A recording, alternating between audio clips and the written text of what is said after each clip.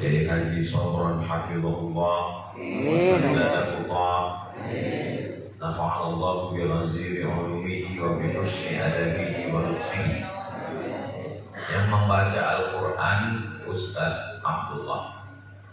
Hadir Kepala Kantor Kementerian Agama Ustadz Abdul Razak.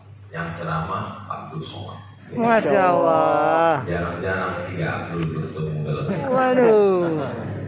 Mudah-mudahan yang mempertemukan ini diberikan Allah panjang umur. Amin. Yang mempertemukannya Kiai guru kita semua.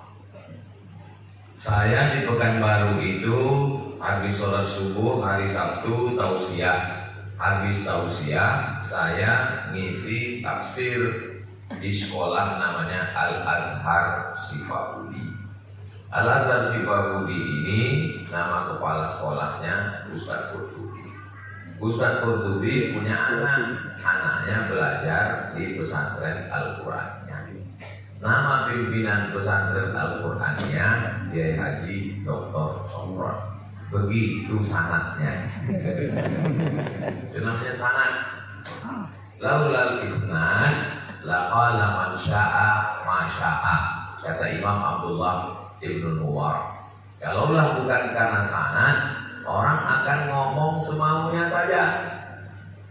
Al-Quran yang kita baca di Indonesia, Malaysia, Brunei Darussalam, Moro, Filipina, Patani, Thailand Selatan, Singapura, itu riwayat Imam Hafs.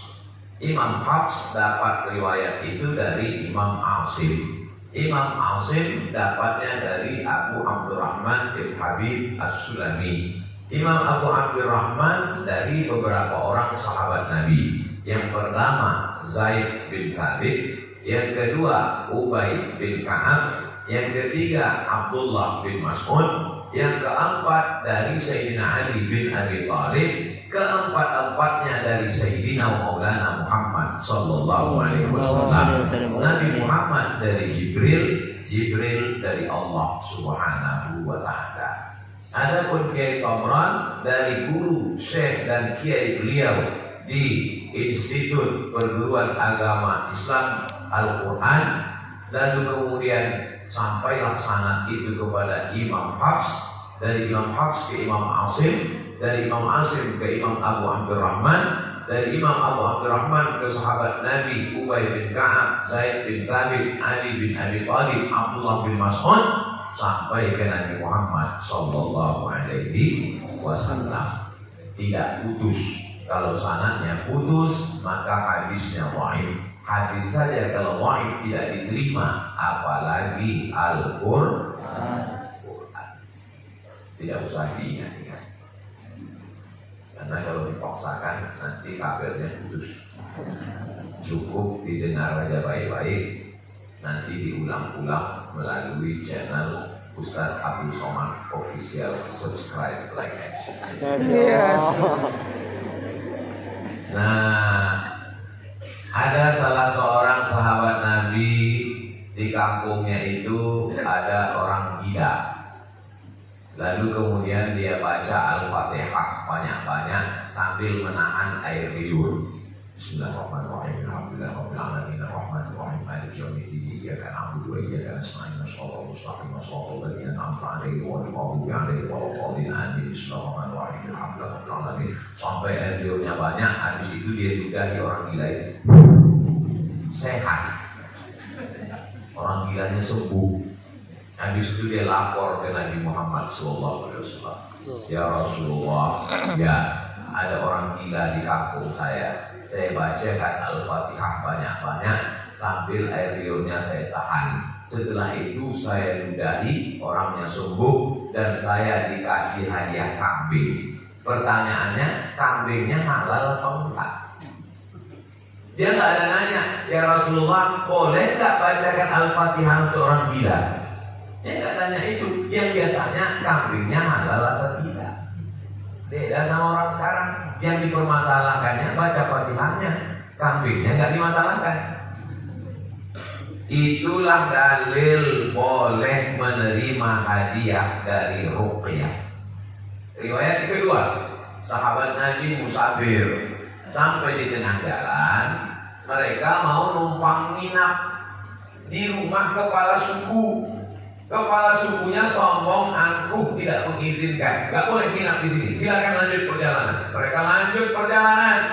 Gak berapa lama melanjutkan perjalanan, tiba-tiba ada orang mengejar dari belakang. Dengan nafas tersengal-sengal orang itu ngomong, tolonglah pulang lagi temui kepala suku. Kenapa? Karena kepala sukunya baru disengat kalajengking. Syukur. Andai saya itu yang diminta tolong, rasain. Tapi orang ini baik. Tolonglah doakan kepala suku. Dia pun mundur lagi datang dan kemudian mendoakan kepala suku itu dengan membacakan Al-Fatihah. Setelah dibacakan Al-Fatihah, kepala sukunya sembuh, dapat hadiah 30 ekor kambing. Sampai di kota Madinah, dia cerita ke Rasulullah, ya Rasulullah Sallallahu Alaihi Wasallam, ada kepala suku disengat kalajengking, saya bacakan Al-Fatihah sembuh dan dapat 30 ekor kambing. Nanya ke Nabi, halalkah 30 ekor kambing ini? Kata Nabi, kenapa kamu gak bagi-bagi? Dari dua riwayat ini menguatkan makna wa nunazzilu minal qur'ani ma huwa syifaa. Bahasa Arabnya obat itu dua, dawa dengan syifa. Kenapa Allah tidak mengatakan wa nunazzilu minal qur'ani ma huwa dawa? Karena kalau dawa diminum bisa sehat, bisa sakit, bisa mati. Tapi kalau syifa pasti sembuh. Jadi kalau kena kalajengking sehat, kalau yang gila sehat, yang COVID kok mati. Kalau ada orang mati itu bukan karena penyakit, tapi karena ajalnya sampai. Ada orang amat sangat takut sampai bakwan nanti dicuci pakai hand sanitizer. Ya salam. Takutnya. Mati juga. Matinya kenapa? Karena bersih. Lan tamuta nafsun, orang tidak akan mati qabla an tastakmila rizqaha wa ajalaha, sebelum rezekinya penuh, sebelum ajalnya sampai. Itu sudah dijanjikan Allah Ta'ala. Diciptakan Allah makhluk namanya qalam. Allah bersumpah demi qalam, nun wal qalami wa ma yasturun. Innallaha katabal maqadir.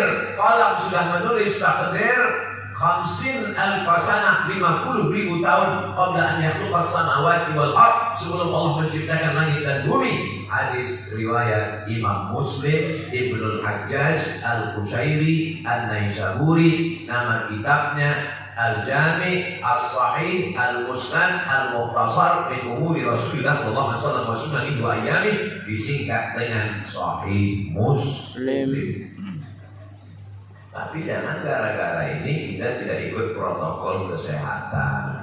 Adapun pakai masker itu adalah ikhtiar dan usaha. Ustaz Somad ngomong masker, dia nggak pakai masker, saya pakai. Santri-santri mereka semuanya steril bersih karena mereka di karantina, maka bersih. Orang tuanya nggak boleh masuk. Ustaz Somad kok boleh masuk? Belum tua. Ustaz Somad boleh masuk karena sudah rapid test. Tangannya sudah dibusuk, keluar darah. Sudah dikatakan Abdul Somad bersih, boleh masuk ke Al-Qurannya. Ini masuk ke sini bukan sembarangan, harus fit and proper test. Nah, oleh sebab itu insya Allah anak-anakku sekalian semuanya sehat walafiat. Amin. Tapi yang namanya manusia tetap ada rasa takut, cemas, ngeri, khawatir, galau. Kalau ada santriwati yang mengatakan, Ustaz Somad, saya takut, cemas, ngeri, galau, takut, berarti kamu masih hidup. Kalau dia mengatakan, saya tidak takut lagi Pak Ustaz, berarti kamu hantu. Abu Bakar Siddiq yang belajar dengan Nabi 13 tahun. 13 tahun belajar dengan Nabi Muhammad SAW. Ketika berada di Jabal Sur, dia takut apa nggak takut? Takut. Lalu apa kata Nabi SAW? Ma'wadnuka bithnaini fallahu sadisuhuma. Kalau kau merasa takut dalam keadaan berdua, maka Allah yang ketiga. Kalau kau merasa takut berempat, maka Allah yang kelima. Ada Allah. Irhuma fil ghari. Ketika mereka berdua berada di dalam gua, idh yaqulu li sahibihi, dia berkata kepada sahabatnya, la tahzan, don't be sad. Jadilah satu buku yang ditulis oleh Dr. Aid Al-Qarni. Bukunya bestseller, ditulis berbagai bahasa di dunia, Inggris, Prancis, Indonesia. La tahzan, don't be sad, jangan sedih, jangan takut, jangan galau. Kenapa? Karena ada Allah. Tidak ada rasa takut, tidak ada tempat untuk takut di kepala santriwan-santriwati Al-Quraniyah, karena kepalanya sudah diisi Al-Quran. Pas dicek kepalanya, rasa takut gak ada tempat, karena sudah diisi dengan Al-Quran. Warzuqna tilawatahu ala al-laili wa atrafan nahar. Ana al-laili, ketika di waktu malam, wa atrafan nahar, dan ujung siang. Yang dimaksud ujung siang awal terbit matahari, ujung siang petang tenggelam matahari, malam, pagi, petang isi kepalanya Al-Quran. Adapun anak-anak yang di luar pesantren isi kepalanya game online, PlayStation, Naruto, Upin-Ipin. Filipin. Anak pesantren tidak sempat memikirkan itu. Dia sibuk dengan setorannya, dia sibuk dengan hafalannya. Yang sudah hafal sibuk dengan tafsirnya, yang sudah tafsir asbabun nuzulnya, sibuk dengan karya-karyanya. Maka itulah yang akan kekal abadi, dibawa bekal menghadap Allah. Yauma la yanfa'u malun wala banun. Hari itu tak ada gunanya harta, wala banun, tak ada gunanya anak, illa man atallaha biqalbin salim. Mereka datang menghadap Allah dengan qalbin, hati yang salim. Kenapa hatinya salim? Karena isi hatinya Al-Quran, isi kepalanya Al-Quran. Sebetulnya Al-Quran itu di hati atau di kepala? Harus dicek rumah sakit berarti Pak Ustaz. Harus di scan. Di mana sebetulnya Al-Quran itu? Afala yatadabbaruna al-Quran am ala qulubin. Qulub. Al-Quran mengatakan Quran itu di qulub, di hati. Tapi orang mengatakan, marilah kita berfikir. Pernah nggak ada orang ngomong, marilah kita berfikir? Kenapa selalu dia mana? Marilah kita berfikir. Dia selalu menyebut kepala. Maka ikhtilaf para dokter dan filosof. Sebetulnya yang kita ingat itu di sini atau di sini. Maka saya ambil pendapat yang mengkombinasikan antara keduanya. Dia awalnya di sini, lalu dari jantung hati ini naik ke kepala. Berawal dari sini, lalu kemudian ke kepala. Kepala namanya timal. Di dalam timal inilah ada akal. Akal inilah yang mengikat. Akal itu 3 huruf. Akala. Akala artinya mengikat. Makanya orang Arab yang mengikat kepalanya dengan tali sorban di atas disebut dengan igal. Orang Arab menyebut igal karena orang Arab itu topnya jadi G. Maka igal artinya tali yang mengikat. Akal namanya. Akal diberikan Allah sebagai tali mengikat hawa nafsu. Manusia diikat dengan akalnya, hewan diikat dengan tali. Kalau ada orang yang tidak terikat dengan akalnya, ikatlah dia dengan tali. Nah, oleh sebab itu anak-anakku sekalian, akalnya sudah diperkuat ikatannya dengan ikatan Al-Quran.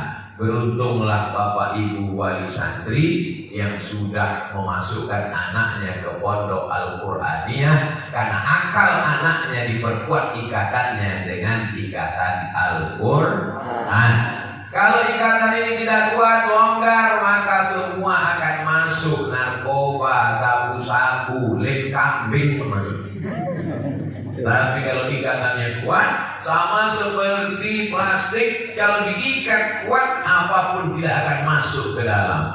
Jadi Bapak Ibu wali santri, yang tadi kata Pak Kiai sampai nangis di depan pagar karena nggak bisa masuk, sabar. Lebih baik engkau nangis di depan pintu pagar Al-Quraniyah daripada nangis di depan pintu pagar BNN. Badan Narkotika Nasional. Lebih baik engkau nangis di depan pintu pagar Al-Quraniyah daripada menangis di pintu pagar rumah sakit. Anaknya kenapa? Karena virus HIV/AIDS. Gara-gara apa? LGBT. Wah. Ditonton nih semua wali-wali santri. Walaupun mereka tidak hadir, insya Allah mereka menonton.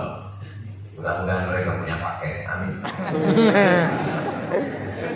Sekarang banyak orang tuanya air matanya nangis, mubazir gak tentu arah. Nangis karena anak di pesantren. Ibu nangis, iya Pak Ustaz, sudah pertama gak ketemu 3 hari. La ilaha illallah Muhammad Rasulullah.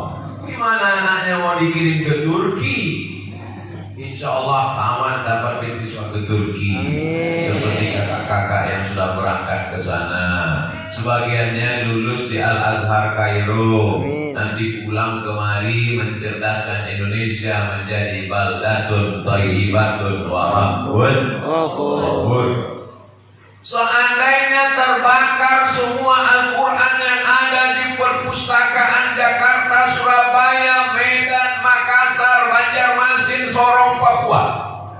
Ustaz kok ingat tempat itu? Tempat saya sama. Terbakar semua Al-Quran yang ada di perpustakaan itu.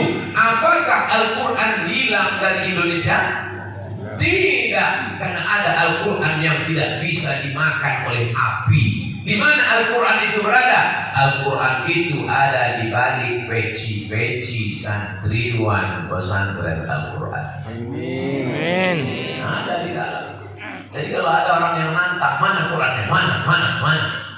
Mereka senyum aja. Begitu dites baru keluar 30 juz. Amin. Memang pecinya biasa aja. Yang penting yang di balik peci itu. Banyak orang pecinya emas. Isinya lontong sayur. Tapi kepala ini mesti diisi dengan sesuatu yang luar biasa. Cuman kepala ini kan tidak seperti laptop Core 2 Duo yang langsung bisa ditransfer, klik kan langsung dimasukkan. Tidak seperti itu proses kepala. Dia kepala ini nangkapnya pelan-pelan. Dibaca pertama titik. Alif lam mim. Dzalikal kitabu la raiba fihi hudal lil muttaqin. Dengar pertama titik. Belum nyambung. Dengar kedua titik agak panjang. Dengar ketiga mulai agak tersambung tapi belum kuat. Dengar keempat mulai nyambung. Maka apa yang sering kita dengar itulah yang akan merekak di kepala kita. Jadi sesungguhnya kita ini adalah mendengar. Makanya kita tidak pernah menghafal Al-Fatihah. Tidak ada orang Islam menghafal Al-Fatihah kecuali mu'alaf. Kalau mu'alaf memang menghafal Al-Fatihah karena dia sudah dewasa baru masuk Islam. Tapi kita yang bapaknya muslim, ibunya muslimah, kita nggak pernah hafal Al-Fatihah. Kenapa bisa hafal Al-Fatihah? Karena sering didengar. Makanya MP3 itu dengar terus. Dan di sini Masya Allah, tabarakallah, mendengar para ustaz, mendengar senior, mendengar kakak kelas, maka itu yang terekam di dalam kepala. Nanti kalau saya ngomong dikatakan orang apologi. Itu kan apologi, membela agama dia. Tidak ada di dunia ini satu agama pun yang umatnya hafal kitab sucinya kecuali agama Islam. Setuju? Yalah orang Islam. Tapi kita apologi itu artinya membela agama sendiri. Tapi kalau mau ditantang seluruh dunia, silakan. Saya nggak takut ini upload, silakan aja. Tunjukkan orang yang hafal kitab sucinya dari awal sampai akhir. Nggak ada di dunia kecuali agama Islam. Kecuali dia buat agama baru, kitab sucinya cuma 1 lembar, itu bisa. Siapa yang menjamin itu? Allah dalam Al-Quran. Satu-satunya ayat yang pendek, taukidnya sampai 5. Inna nahnu nazzalna dzikra wa inna lahu lahafizun. Inna nahnu nazzalna dzikra wa inna lahu lahafizun. 5 taukid. Allah mau menekankan Al-Quran tidak akan bisa diselewengkan, diputar balikkan, dihilangkan, dihapuskan sampai hari kiamat. Tapi Allah di situ pakai inna, kami. Allah itu 1, 2 atau 3? Qul huwallahu ahad, esa, tunggal, tak berbilang. Lalu kenapa dia katakan di situ inna, kami? Allah mau ngasih tahu, aku dan santriwan-santriwati Al-Quraniyah menjaga Al-Quran sampai hari kiamat. Senang tak disatu kelompokkan bersama Allah Subhanahu wa Ta'ala? Alhamdulillah Pak Ustaz, tadi saya satu majelis. Sama siapa? Sama bupati. Alhamdulillah Pak Ustaz, tadi saya satu bis. Sama siapa? Sama gubernur. Alhamdulillah Pak Ustaz, tadi saya satu pesawat. Sama siapa? Sama presiden. Terus dia duduk paling depan, saya duduk paling belakang. Orang begitu bangga satu majelis dengan pejabat. Tapi ini disatu majeliskan dengan Allah. Inna nahnu nazzalna dzikra wa inna lahu lahafizun.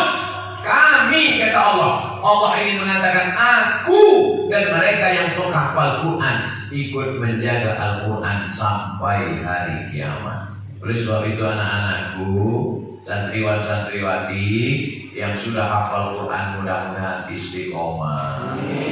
Yang belum, yang masih belum, kurang-kurang semangat, maka bersemangat. Adapun jadi juara internasional, jadi menang musabaqah, itu bonusnya. Lebih daripada itu adalah kehormatan yang luar biasa. Ayat ibu kalian nanti di akhirat, mereka yang di atas kepala ada tajun minan nur, mahkota dari cahaya. Kenapa mereka dapat mahkota dari cahaya? Crown, taj, mahkota. Karena mereka membiarkan, melepas ridho, senang anak-anak mereka berpisah dalam keadaan jauh dari kota tempat tinggal, dalam keadaan COVID, mereka lepas anaknya demi untuk menjadi para penghafal Al-Quran. Beruntung, bertuah. Sayang dengan anak bukan disediakan kamar, di dalamnya ada TV, di dalamnya ada kulkas, dibelikan mobil, dibelikan motor. Semuanya dilepas, kaca spionnya dicopot, lampunya dicopot, knalpotnya dicopot, remnya dicopot, nabraknya listrik, mati.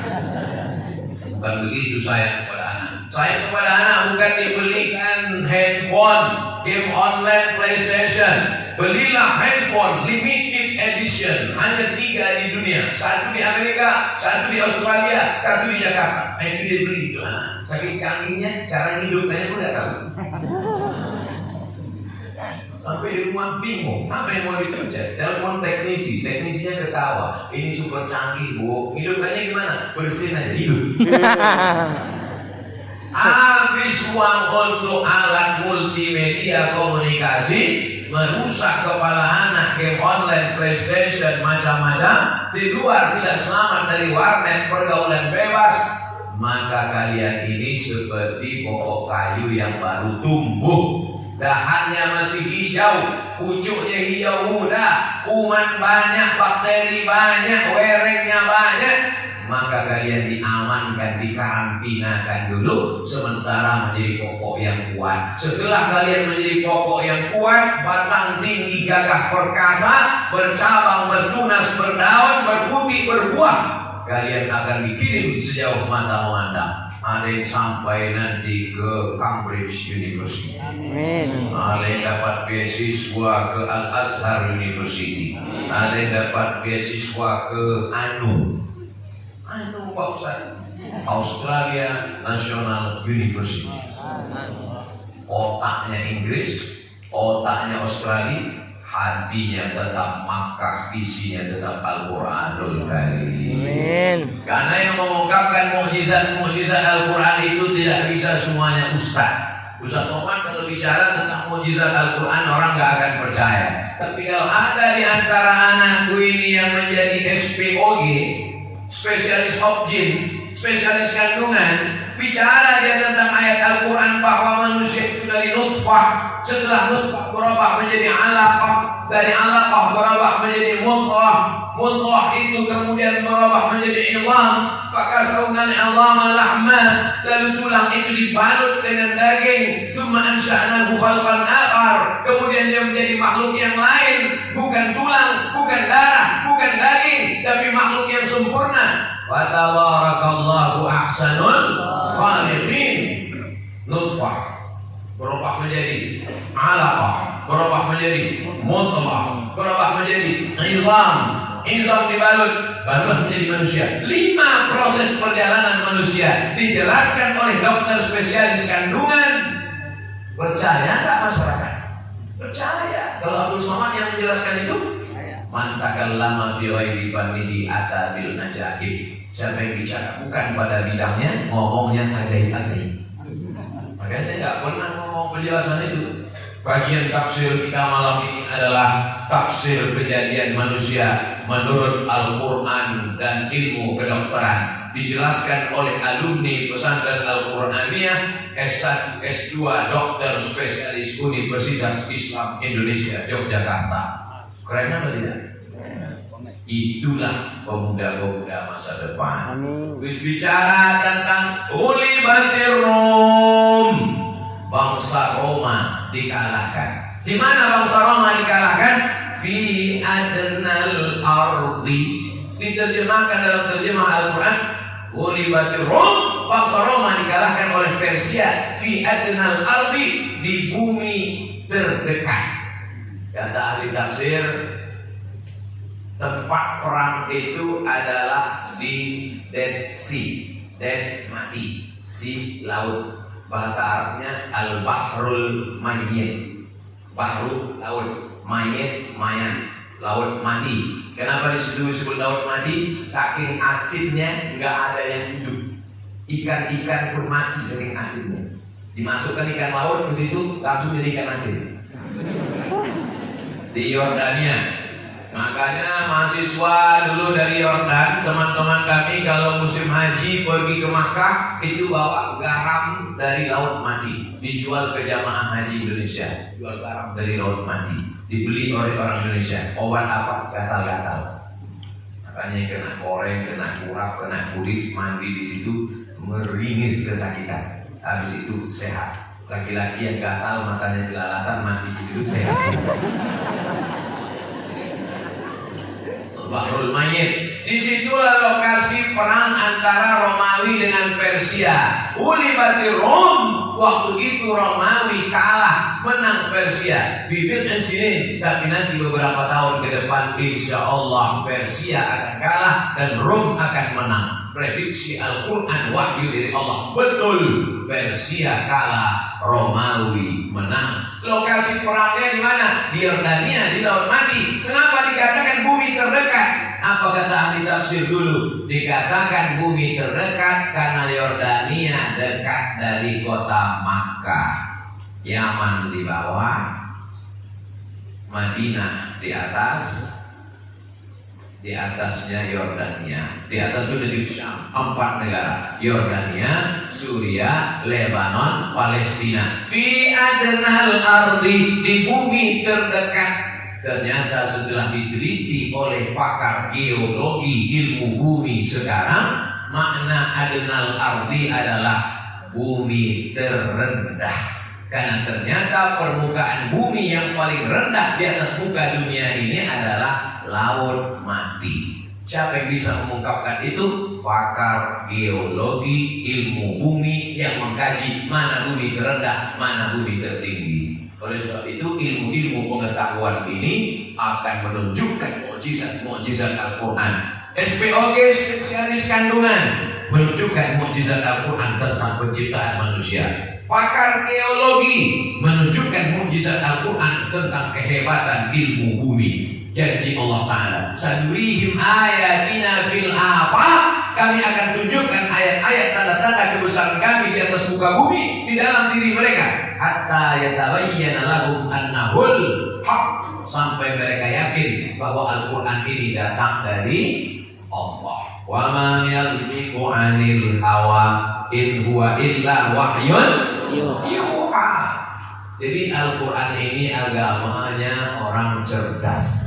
Al-Quran ini kitabnya orang yang smart, orang pintar. Makanya nanti orang Eropa, orang Amerika berlomba-lomba masuk Islam setelah mendengarkan ceramah santriwan pesantren Qur'annya.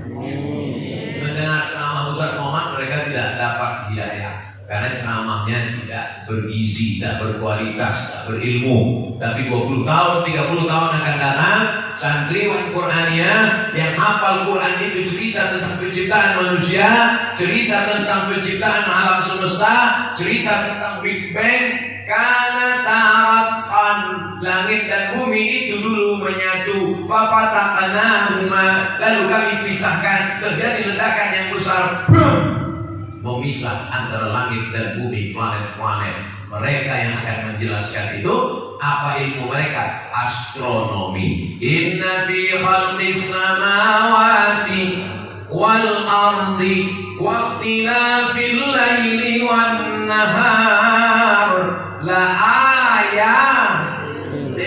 Inna fi khalqis samawati, dalam penciptaan langit. Berpikir tentang penciptaan langit, muncul astronomi, bukan astrologi. Sekarang yang banyak dibaca oleh orang Islam astrologi. Apa beda astronomi dengan astrologi, Ustaz? Astronomi ilmu tentang planet. Astrologi kalau lahir bulan April bintangnya Taurus, jangan nikah dengan bintang ikan, karena Taurus sama ikan masuk laut, gembok masuk angin.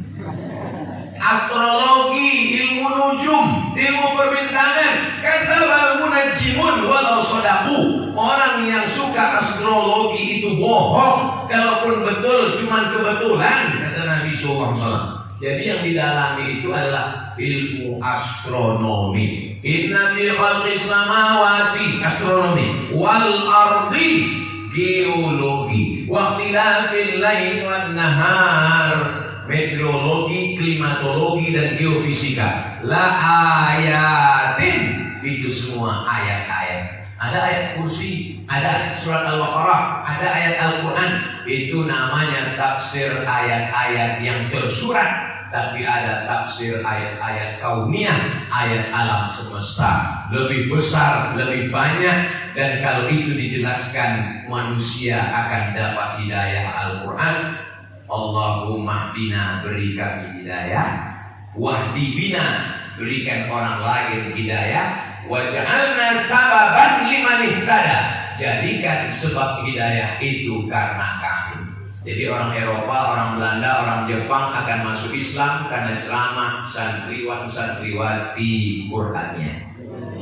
Mereka akan bicara dengan bahasa dokter, mereka akan bicara dengan bahasa astronomi, mereka akan bicara dengan bahasa geologi, dijelaskannya dengan bahasa Inggris, bahasa Jepang, bahasa Mandarin. Waktu itu Abdul Somad sudah masuk yang lahat, tapi tetap dapat royaltinya.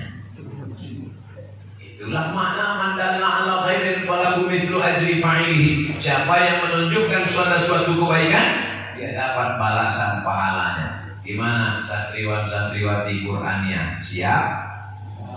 Insya Allah. Jadi sesuai dengan bakat masing-masing. Kan tidak semua suaranya seperti suara Ustadz Abdullah yang juara internasional. Juara internasional itu artinya juara dunia. Dikumpulkan semua qori di dunia, beliau juara. Andai ada musabaqah dunia akhirat, juara juga. Masya Allah. Tapi tidak semua suara kita seperti itu. Karena dengan melantunkan bayati, solbasi, nahawan, jahar, karas, napas panjang, yang suaranya bagus, tekuni itu. Tapi yang suara kurang bagus, jangan putus asa. Lalu kemudian minum racun tikus. Mau bilang. Ada bidang yang lain. Bidang apa? Bidang tafsir sains dan teknologi. Jangan masuk surga dari satu pintu saja. Allah ciptakan banyak pintu. Udkhulu min abwabin mutafarriqah. Masuklah kalian ke Mesir dari pintu yang banyak. Pesan Nabi Yakub kepada anak-anaknya. Bisa masuk dari pintu ayat disawasika nahawan jahaka. Bisa masuk dari pintu fahmil Quran. Bisa. Ada orang yang suaranya nggak bagus. Mau fahmil ceramah juga kurang bagus. Tapi kaligrafinya bagus luar biasa. Saya melihat kaligrafi ini, Masya Allah Pak Ustaz. Bacaannya apa? Entah. Pakai kan luar biasa, bengkok-bengkoknya luar biasa. Saya insya Allah masih bisa baca. Inna dina indallahil Islam. Innamal mu'minuna. Oh, gak nampak. Itu Pak Ustaz? Gak nampak karena tertutup oleh Qul in kuntum tuhibbunallaha fattabi'uni yuhibbukumullah. Oleh sebab itu maka tidak ada berputus asa karena kurang kemampuan di bidang apapun. Ada hafdzul Quran, ada fahmil Quran, ada lagi cabang namanya menulis makalah Al-Quran. Dulu namanya MMQ, musabaqah makalah menulis makalah ilmiah Al-Quran. Jadi sekarang Al-Quran ini Masya Allah tabarakallah bercabang-cabang. Jadi anak-anakku sekalian, Al-Quran dibaca napasnya tidak boleh mencuri napas. Begitu dulu kata juri. Tidak boleh mencuri napas. Yang biasa menjadi pencuri bingung. Kok saya nggak pernah nyuri itu ya? Mencuri napas. Maka Al-Quran itu dibaca dari awal sampai akhir. Ada idgham, ada ikhfa, ada qalqalah, ada gunnah, ada bila gunnah. Itu tidak ada dalam bahasa Indonesia. Min qablikum. Mana ada di dalam bahasa kita? Kamu lagi ngapain? Mencuci. Gak ada. Dalam bahasa Inggris pun itu gak ada. Itu hanya ada dalam bahasa Arab. Dari mulai makharijul hurufnya. Makanya bahasa Arab itu disebut dengan lughatul bad. Lughatul bad, bahasa bad. Karena satu-satunya huruf yang tidak ada dalam bahasa lain, Inggris, Prancis, Jerman, Yunani, Greek, huruf bad. Sebutkan bahasa Indonesia yang pakai bad. Ada?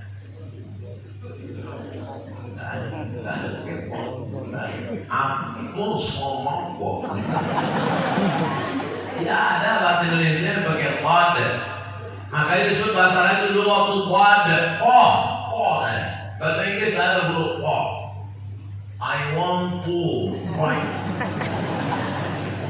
Oleh sebab itu belajar makharijul huruf. Belajar makharijul huruf itu sumbernya mesti syafawi, dari mulut ke mulut. Gak bisa belajar beli buku, baca sendiri, pahami sendiri, tekuni sendiri, nyasar sendiri. Kalau kuliner bisa gak pakai guru? Potong bawangnya.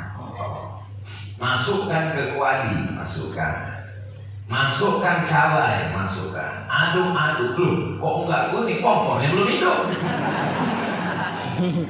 Tapi mengaji Al-Quran ini mesti pakai guru. Rubbatalil Quran wal Quranu yal'anuh. Berapa banyak orang baca Quran dilaknat oleh Quran. Yang panjang dipendekkan, yang pendek dipanjangkan. La in syakartum la azidannakum. Kalau kamu bersyukur maka enggak akan aku tambah.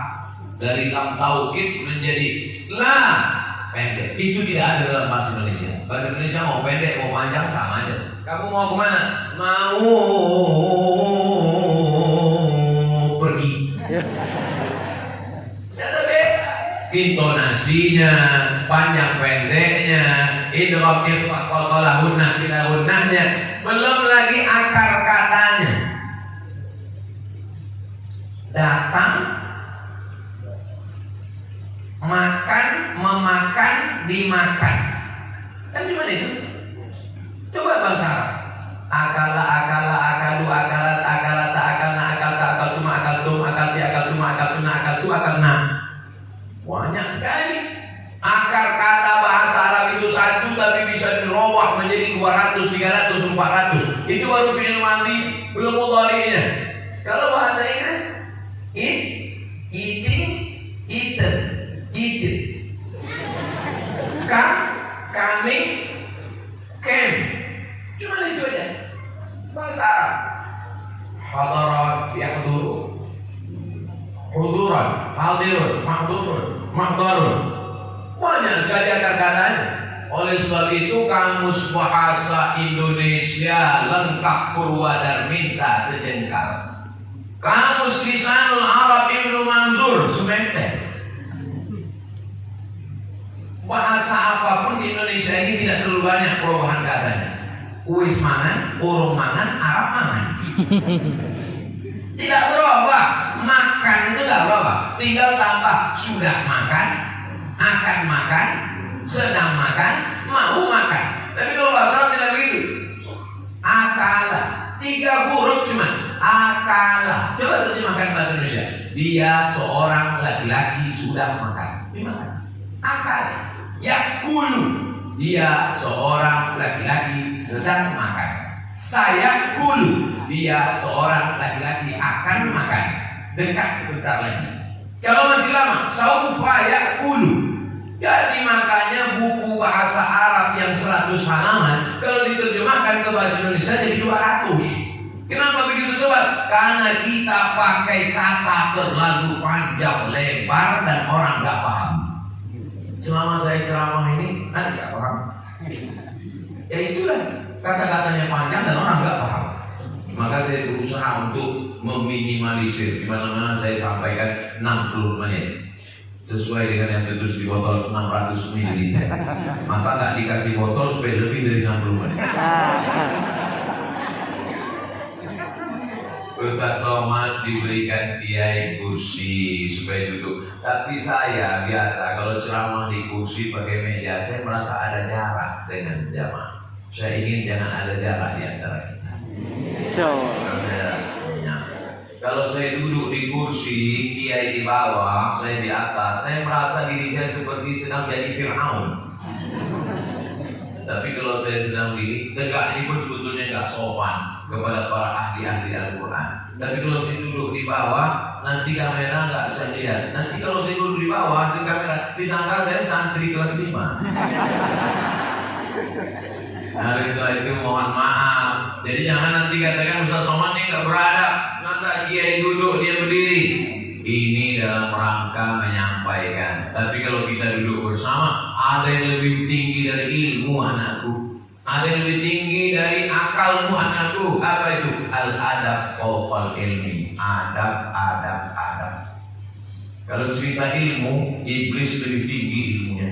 Iblis keluar dari sorga itu bukan karena sakau. Pernah nggak baca hadis? Iblis keluar dari sorga karena nyabu. Iblis keluar dari sorga bukan karena digoda setan. Mana berani setan goda iblis? Set. Yuk kita goda iblis. Jangan bos kita guys. Iblis keluar dari sorga karena tidak beradab, karena nggak patuh sama Allah. Wa idh qulna lil malaikati isjudu li Adam fasajadu, semuanya bersujud illa iblis. Malaka anta takabbara fiha ukhruj innaka minas sagirin. Kau kecil iblis, kau tak ada apa-apanya. Wa in qulna lil malaikati, kami perintahkan kepada semua malaikat untuk bersujud, semuanya bersujud kecuali iblis. Iblis itu malaikatkah? Tidak. Iblis bukan malaikat. Dalam surah Al-Kahfi dikatakan dia bukan malaikat. kana minal jinni. Iblis itu jin, bukan malaikat. Yang disuruh sujud malaikat. Kenapa bisa iblis ada di barisan malaikat? Iblis bukan malaikat, tapi dia bisa selevel dengan malaikat karena amalnya yang sangat banyak. Iblis itu amalnya naik beramal 1000 tahun ke langit pertama, beramal 1000 tahun lagi ke langit kedua, beramal 1000 tahun lagi ke langit keempat, beramal 7000 tahun ke langit ketujuh, selevel dengan para malaikat. Jadi kalau ada orang hafalannya banyak, amalnya banyak, sombong, Iblis. akhlakmu anak. Oleh sebab itu jangan karena prestasi yang luar biasa lalu datang ke pesantren petantang petenteng. Saya sampai hari ini tetap datang ke sekolah SD saya, mencium tangan guru saya yang dulu menjedutkan kepala saya ke papan tulis. Ustaz marah? Enggak. Ustaz dendam? Enggak. Ustaz sakit hati? Enggak. Cuma ingat aja dikit. Karena kita tidak pernah jadi mantan murid dan dia tidak pernah jadi mantan guru, sampai hari kiamat dia adalah guru kita. Benar? Enaknya jadi guru adalah setiap amal anakku semuanya mengalir kepada guru-guru, guru yang digugu dan ditiru. Dari mulai cara pakai sorbannya, dari mulai cara berjalannya, dari mulai cara baca Qurannya, dari bagaimana cara menarik nafasnya, bagaimana membaca lantunan Al-Qurannya. Oleh sebab itu guru-guru kita ini Masya Allah, tabarakallah. Karena ilmu kita ini biasa saja, tapi yang lebih banyak itu adalah barokahnya. Makanya kalau kita di pondok-pondok pesantren itu kadang ngaji baca kitab, baca kitabnya cuma 3 baris yang paling banyak. Untuk almarhum Kiai Fulan Al-Fatihah, untuk almarhum Kiai Syekh Abdul Qadir Al-Jilani Al-Fatihah, untuk Syekh Bahauddin dan Al-Sabari. Orang yang nggak ngerti, ini kapan ngajinya? Fatihah mulu. Wattaqullah wa yu'allimukumullah. Kalau kau takut kepada Allah, maka Allah yang mengajarkan engkau ilmu. Wa 'allamnahu min ladunna ilma. Coba baca tafsir Abu Ja'far Ibnu Jarir At-Tabari. 24 jilid, 24 juz tafsir At-Tabari. Itu gak masuk akal dengan sanad-sanadnya lengkap. Dari Imam At-Tahaqqi Ibnu Abbas, dari Jabir, dari kemudian Imam, dari mana sanad-sanad itu lengkap semua. Padahal waktu itu Imam Abu Ja'far Ibnu Jarir At-Tabari nulis tafsir itu tidak pakai bantuan laptop dan www.google.com. Murni dengan akalnya. Dari mana dia dapat itu? Wahyu? Tidak. Karena wahyu sudah berakhir dengan datangnya Nabi Muhammad SAW. Dia dapat dari mana itu? Dari barokah guru-gurunya. Oleh sebab itu jangan pernah melawan guru. Guru itu mudah saja. Sami'na wa ata'na. Di Pulau Jawa, di India namanya guru. Guru itu bahasa India. Sedangkan di Pulau Jawa namanya kiai. Karena di Jawa dulu suatu yang mulia-mulia, ada gending, ada tombak, ada keris, itu dipanggil kiai. Karena dia makhluk yang dimuliakan di budaya Jawa dulu. Maka ketika datang orang mengajarkan agama, dipanggil kiai. Makanya ada lembu warna putih yang dimuliakan, itu disebut dengan Kiai Selamat. Makanya kalau ada kiai nggak bisa baca kitab, namanya Kiai Selamat. Jadi kiai adalah orang yang dimuliakan. Ada yang lebih tinggi lagi dari kiai, namanya sunan. Sunan artinya orang kalau kita ketemu dengan dia, tangan kita susunan. Maka kalau ketemu susunan. Nah, saya pun tadi masuk ke sini karena nggak boleh salaman, susunan. Ini namanya Sunan PSBB. Sunan PSBB.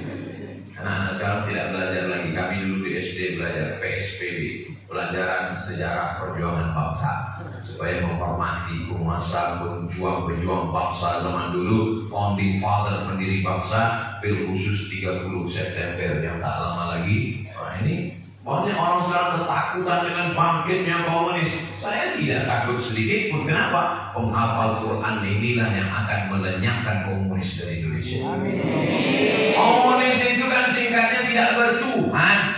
Pemikirannya diambil dari mana? Dari Karl Marx. Karl Marx punya murid namanya Stalin. Mereka mengatakan agama ini hanya opium, agama ini harus dimusnahkan, makanya agama harus dihabisi.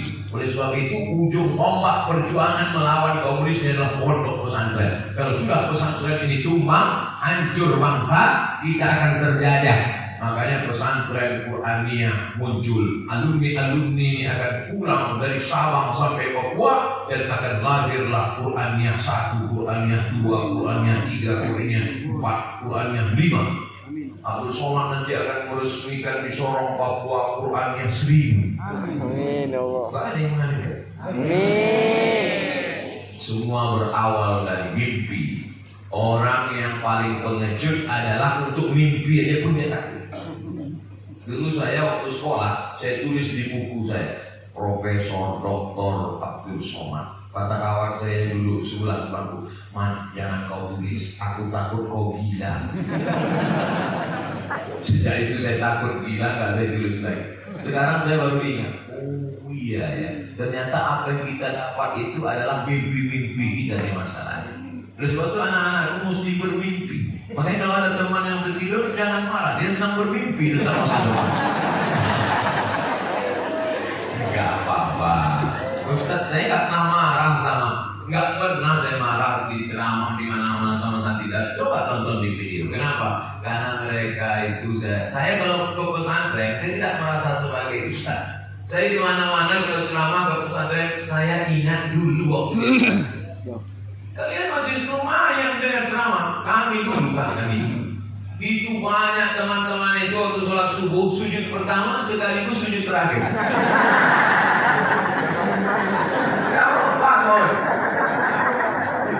Makanya santri Qur'aniyah luar biasa. Ustaz Samad ceramah mereka masih mendengar. Kami dulu ada mudabir kelas 5 itu mudabir kemana-mana bawa sorma.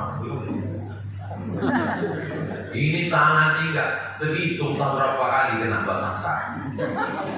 Yang paling kejam itu adalah Bismul doang dengan Bismul Taklim habis sholat maghrib.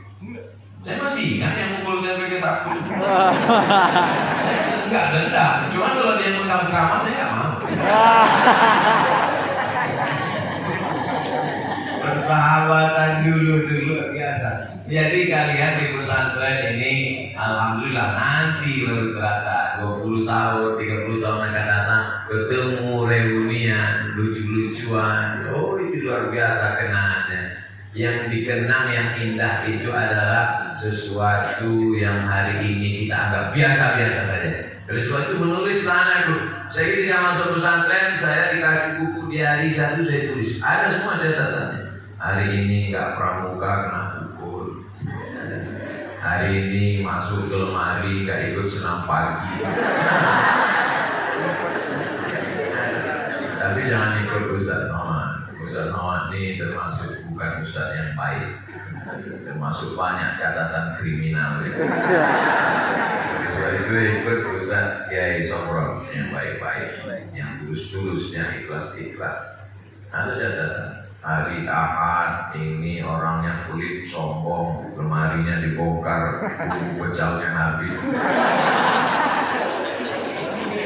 Saya sebetulnya baik, cuman kawan saya nggak baik. Teman amat sangat besar pengaruhnya dalam kita. Jadi waktu itu kami dapat tugas, nama istilahnya bulis. Bulis itu dari kata polis. Dapat tugas jaga asrama. Bulis 5 orang boleh nggak sholat ke masjid, jaga asrama, atau ada maling masuk. Datang kawan alladzi waswisu fi man ini lemari yang kredit. Oh nggak boleh, nggak usah, karena dia jahat boleh. Habislah rambutannya sama cabai gua, sama sambal ikan terinya. Tapi udah minta izin, kami udah minta izin. Waktu acara reuni, saya minta izin kepada kawanku yang dulu kami ambil sambal pecahnya. Kalian izinkankah? Izin. Selesai. Daripada kita di akhirat mencari dia untuk membawa sambal pecah.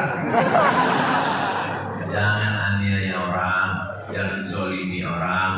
teman-teman yang kita sepelekan hari ini, dia bukan siapa-siapa yang dia biasa-biasa saja. Mungkin badannya lemah, lesu, letoy, loyo, lunglai, ingusnya gak berhenti meleleh.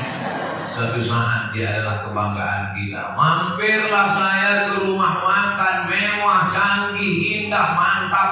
Sampai di dalam saya pun makan enak. Tiba-tiba saya lihat ada seorang, kita dulu satu sekolah. Iya, ayo makan, nanti saya bayar. Makanlah, selesai makan, pas saya mau bayar, berapa semuanya? Kata kasir, mohon maaf Pak, yang punya itu. Ternyata yang makan sama saya itu yang punya rumah makan. Pegawai-pegawai juga dibawanya umroh semua, mobilnya mewah. Saya nanya, punya tuyul berapa? Saya begitu.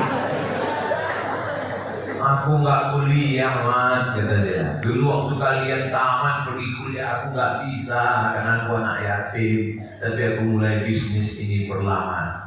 Dia menjadi orang hebat. Jangan sepelekan teman. Karena kita tak tahu nasib kita bagaimana ke depan. Tu'izzu man tasha' wa tudhillu man tasha'. Biyadikal khair. Oleh sebab itu, menjadi anak orang kaya jangan bangga, menjadi anak yatim jangan putus asa, karena ada Allah yang Maha Kuasa mengangkat dan menaikkan derajat. Baik-baik dengan teman, jangan sombong, jangan angkuh. Laisa pada may yaqulu kana abi. Itu bapak saya punya mobil, itu bapak saya punya rumah, itu bapakmu kalau mati dia. Tapi itu tidak ada di pesantren Quran ya. Dari tatapan matanya semuanya baik-baik. Amin. Ya Rabbal Alamin. Jam 6.29. Tadi dimulai 5.30, sekarang 6.30. Tetap dalam aturan 60 menit bersama UAS, ujian akhir semester. Terima kasih segala perhatian. Mohon maaf segala kesilapan yang kesilapan. Mohon maaf Kiai atas tutur kata yang tidak berkenan di hati. Ala hasil niyah wa kulli niyatin sholihah. Al-Fatihah. A'udzu billahi minasy syaithanir rajim. Bismillahirrahmanirrahim. Alhamdulillahi rabbil alamin. Ar-Rahmanir Rahim. Maliki yaumiddin. Iyyaka na'budu wa iyyaka nasta'in. Ihdinas siratal mustaqim. Siratal ladzina an'amta 'alaihim ghairil maghdubi 'alaihim waladdallin. Amin.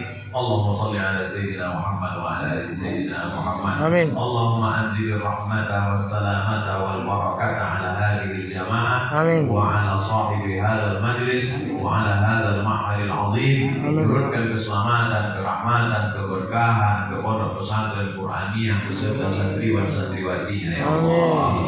Allahumma hafizna min kulli su' wa syarr. Jaga kami dari segala perbuatan maksiat dan dosa ya Allah. Allahumma arhamna bil Quran. Turunkanlah rahmat-Mu kepada kami dengan kemuliaan Al-Quran.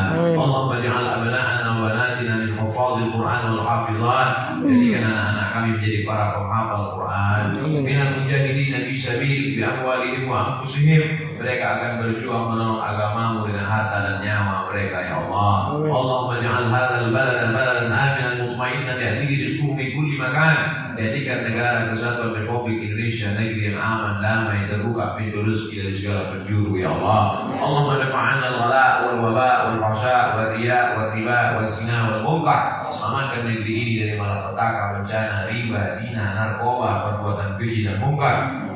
Allahumma dafa'anna al-waba, Allahumma rfa'anna al-waba. Angkat, tolak, jauhkanlah wabah bil khusus wabah COVID-19 dari negeri kami ya Allah. Rabbana ighfir lana dzunubana, ampunkan dosa kami, wa li abaina ayah kami, wa li ummahatina ibu kami, wa li masyayikhina para kiai guru-guru kami, wa liman hadarana semua yang hadir di majlis kami, wa liman ghaba anna yang tak dapat hadir karena suatu alasan uzur syar'i, wa li ikhwanina alladziina sabaquna bil iman. Saudara-saudara kami yang sudah mendahului kami dengan iman. Allahumma khtim lana bi husnil khatimah wa la takhtim alaina bi su'il khatimah. Rabbana ighfir lana dzunubana wa li ikhwanina alladziina sabaquna bil iman wa la taj'al fi qulubina ghillan lil ladziina amanu rabbana innaka ra'ufur rahim. Rabbana atina fid dunya hasanah wa fil akhirati hasanah wa qina adzabannar. Wassallallahu ala sayyidina wa maulana Muhammad wa ala alihi wa sahbihi wa sallam. Walhamdulillahi rabbil alamin. Taqabbalallahu minkum minna wa minkum taqabbal ya karim. Terima kasih segala perhatian. Mohon maaf segala kesilapan dan kehilafan. Wassalamualaikum warahmatullahi wabarakatuh. Waalaikumsalam.